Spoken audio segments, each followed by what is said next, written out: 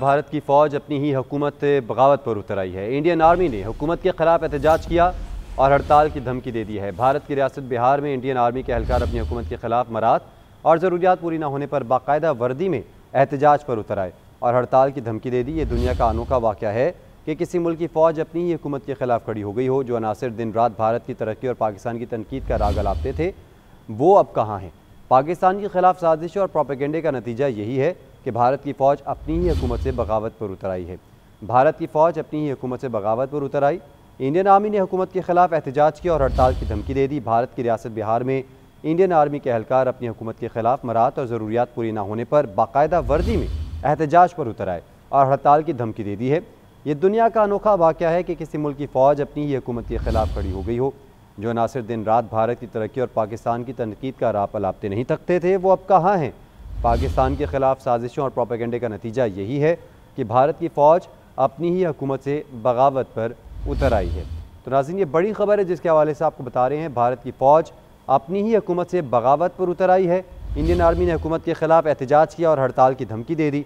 भारत की रियासत बिहार में इंडियन आर्मी के एहलकार अपनी हुकूमत के ख़िलाफ़ मरात और ज़रूरियात पूरी न होने पर बाकायदा वर्दी में एहतजाज पर उतर आए और हड़ताल की धमकी भी दी है। ये दुनिया का अनोखा वाक़या है कि किसी मुल्क की फ़ौज अपनी ही हुकूमत के ख़िलाफ़ खड़ी हो गई हो। जो अनासिर दिन रात भारत की तरक्की और पाकिस्तान की तनकीद का राग अलापते थे, वो अब कहाँ हैं? ये सवाल उठ रहा है। पाकिस्तान के ख़िलाफ़ साजिशों और प्रोपेगेंडे का नतीजा यही है कि भारत की फ़ौज अपनी ही हुकूमत से बगावत पर उतर आई है। और इस एहतजाज के कुछ मनाजिर आप GNN की स्क्रीन पर देख सकते हैं कि भारतीय जो फ़ौज है, बावर्दी एहलकार जो हैं इस वक्त वो एहतजाज कर रहे हैं और अपने जो हकूक़ हैं उनके हक़ में इस वक्त नारेबाजी भी कर रहे हैं और उन्होंने अपने हाथों में हिंदुस्तानी परचम उठा रखे और अपनी हुकूमत के ख़िलाफ़ एहतजाज कर रहे हैं। आप देख सकते हैं कि इस वक्त जो ज़रूरियात ज़िंदगी है, ज़रूरियात और मरात हैं, वो पूरा ना होने का शिकवा करते दिखाई दे रहे हैं। ब्रिगेडियर रिटायर्ड बाबर अलाउद्दीन साहब ने हमें ज्वाइन किया है। बाबर साहब, बहुत मशकूर है आपके वक्त के लिए। बाबर साहब, ये मेरा ख़्याल है कि इस तरह की पहले मिसाल नहीं मिलती कि एक फ़ौज है वो अपनी हुकूमत के ख़िलाफ़ निकल आई है और जो मुतालबात हैं वो भी काबिल ज़िक्र हैं कि जी मरात और जो ज़रूरियात है, जो बेसिक ज़रूरियात है, वही पूरी नहीं कर पा रही फ़ौज की ये जो मोदी हुकूमत है। ये कैसी सूरत हाल है सर? जी, वाकई इस तरह की सूरत हाल देखने को नहीं मिलती और ख़ास तौर पर देखें, इसमें कोई शक नहीं, हिंदुस्तान बेशक हमारा दुश्मन है, लेकिन उसकी भी फ़ौज एक डिसिप्लिन फ़ौज है और उस फ़ौज में अगर इस तरह की चीज़ सामने आ रही है तो उनके लिए बहुत डेंजरस है। ये छोटी चीज़ नहीं है। ये किसी रोड पे खड़े हुए या किसी शहर में किसी महकमे के कोई क्लर्कों का एहतजाज नहीं है या किसानों का एहतजाज नहीं है। एक रेगुलर आर्मी के लोग अगर एहतजाज कर रहे हैं और बेस भी ये है कि हुकूमत उनको लुक आफ्टर नहीं करती और वो बड़ी मुश्किलात है उनकी, उनको मराद नहीं देती, तो हमें ना बहुत बड़े इलाके में हिंदुस्तान में अच्छे से, क्योंकि हिंदुस्तान में बहुत सारी इलाके की तहरीकें जो है आपके नहीं बहुत अरसे से चल रही हैं। ये वाकई इस तरह की सूरत हाल देखने को नहीं मिलती और ख़ास तौर पे देखें, इसमें कोई शक नहीं, हिंदुस्तान बेशक हमारा दुश्मन है, लेकिन उसकी भी फ़ौज एक डिसिप्लिन फ़ौज है और उस फ़ौज में अगर इस तरह की चीज़ सामने आ रही है तो उनके लिए बहुत डेंजरस है। ये छोटी चीज़ नहीं है। ये किसी रोड पे खड़े हुए या किसी शहर में किसी महकमे के कोई क्लर्कों का एहतजाज नहीं है या किसानों का एहतजाज नहीं है। एक रेगुलर आर्मी के लोग अगर एहतजाज कर रहे हैं और बेस भी ये है कि हुकूमत उनको लुक आफ्टर नहीं करती और वो बड़ी मुश्किलात है उनकी, उनको मराद नहीं देती, तो हमें ना बहुत बड़े इलाके में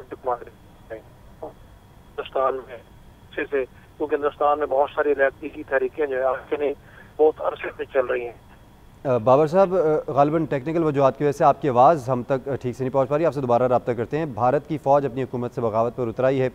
इंडियन आर्मी ने हुकूमत के ख़िलाफ़ एहतजाज किया और हड़ताल की धमकी दे दी। भारत की रियासत बिहार में इंडियन आर्मी के एहलकार अपनी हुकूमत के ख़िलाफ़ मरात और ज़रूरियात पूरी न होने पर बाकायदा वर्दी में एहतजाज पर उतर आए और हड़ताल की धमकी दे दी है।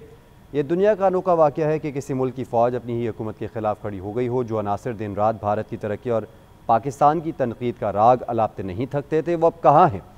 पाकिस्तान के ख़िलाफ़ साजिशों और प्रोपेगेंडे का यही नतीजा है कि भारत की फ़ौज अपनी ही हुकूमत से बगावत पर उतर आई है।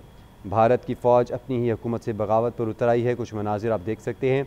बावर्दी एहलकार हैं जो कि अपनी हुकूमत के ख़िलाफ़ नारेबाजी भी कर रहे हैं और अपने शिकवे शिकायत बाज़ाब्ता तौर पर एहतजाज के तौर पर इस वक्त वो रिकॉर्ड भी करा रहे हैं। बैनर्स भी उठा रखे हैं, प्लेकार्ड्स भी उठा रखे हैं।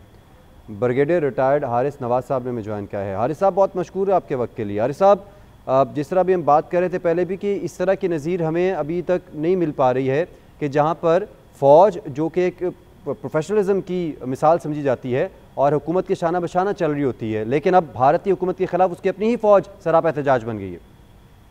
مطلب یہ دیکھیں، یہ دنیا کی واحد مثال ہوگی جہاں پر ایک ڈسپلن فورس اپنے کمانڈر کے خلاف ہڑتال کرے، جلوس نکالے، اور آپ کو یہ بھی معلوم ہے کہ دنیا میں سب سے زیادہ جو خودکشی کا ریشو ہے وہ انڈیا میں ہے۔ بیسیکلی وجہ یہ ہے کہ ان کے کمانڈر کا اپنے ٹروپس کا اپنے کمانڈر کو ٹرسٹ نہیں ہے۔ وہاں پر بہت زیادہ مذاہب پائے جاتے ہیں، اور آپ کو پتہ ہے کہ انڈیا میں وہ ایک ہی مذہب کو مانتے ہیں، اور وہ اپر کلاس جو ہندو ہیں اور جو اکھنڈ بھارت کی بات کرتے ہیں، جو یہ آر ایس کی سوچ ہے اس کو لے کے چلتے ہیں، ایون لوور کلاس ہندوؤں کو وہ نہیں مانتے ہیں۔ باقی وہاں پر کتنے مذاہب ہیں، کسی کی رسپیکٹ نہیں ہے، احترام نہیں ہے، ان کے کسی چیز سے ان کی دل آزاری ہوتی ہے، ایک دوسرے وہ بھی پریشان ہوتے ہیں، سوچتے ہوتے ہیں، پلس ان کو کھانے پینے میں، ایڈمنسٹریشن میں کہیں خیال نہیں کیا جاتا کہ اس کو ایکسائز بھیج دیتے ہیں۔ یہ جیسا یہ سو کال جو ٹیررسٹ کے خلاف آپریشن کرتے ہیں، ان میں آپ کے سامنے جو آپریشن مہادیو میں مشہور، انہوں نے گھاس کھائی ہے تو کھلا کہہ رہے تھے کہ ہم اپنے گھر والوں کو خط سیکورٹی سے ہم گھاس کھانے پہ مجبور ہیں، مٹی کھانے پہ مجبور ہیں، ہمیں کوئی بھی کیا جاتا ہے، نہ چائے دی جاتی ہے، نہ دوپہر صبح کا ناشتہ دیا جاتا ہے، دوپہر کا کھانا، رات کا کھانا، جو کہ مرائل آف ٹروپس کے لیے سب سے اہم ہے۔ پاکستانی فوج کی سب سے بڑی جو کوالٹی ہے وہ یہ ہے کہ ایجوکیشن آف ٹروپس، نمبر 2 اپنے ٹروپس کے مرال کا خیال رکھنا، ان کی ویلفیئر کا خیال رکھنا، اپنے شہیدوں کا ماضی کا جھومر سمجھنا، اور ساتھ ہی ساتھ ہر جگہ پر جہاں پر بھی جاتے ہیں، چاہے وہ ایکسرسائز ہوں یا ٹیررسٹ آپریشن ہو، ان کے آرام کا، ان کے کھانے کا، چائے کا ہر وقت ارینجمنٹ کیا جاتا ہے۔ جب تک وہ فوج کو پراپر کھانا پلانا نہیں کیا جائے گا، ان کو اپنے کمانڈر پہ ٹرسٹ نہیں ہوگا جو ہمیں صحیح ڈائریکشن میں لے کے جائیں گے، تو وہ کس طرح لڑے گی فوج؟ کسی بھی انڈین سے انٹرینڈ، ان پروفیشنل ہے، اور اسی وجہ پاکستان کی چھوٹی کم تعداد فوج نے کس طریقے سے بڑے دشمن کے گھٹنے 6 گھنٹے میں پھینک دیے، اور وہ ابھی تو انہوں نے اپنے کمانڈر کو ٹرسٹ ہی نہیں ہے۔ یہ سب سے بڑی بات ہے، اور یہ کرنے کے لیے بہت محنت کرنی پڑتی ہے، کیونکہ ہمیں پتہ ہے کہ ہم کیسے اپنے ٹروپ کا خیال کرتے ہیں۔